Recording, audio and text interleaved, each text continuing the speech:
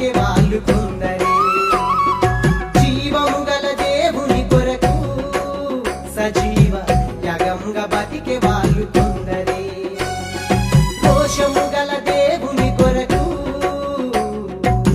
రోషంగా బతికే వాళ్ళు కొందరే.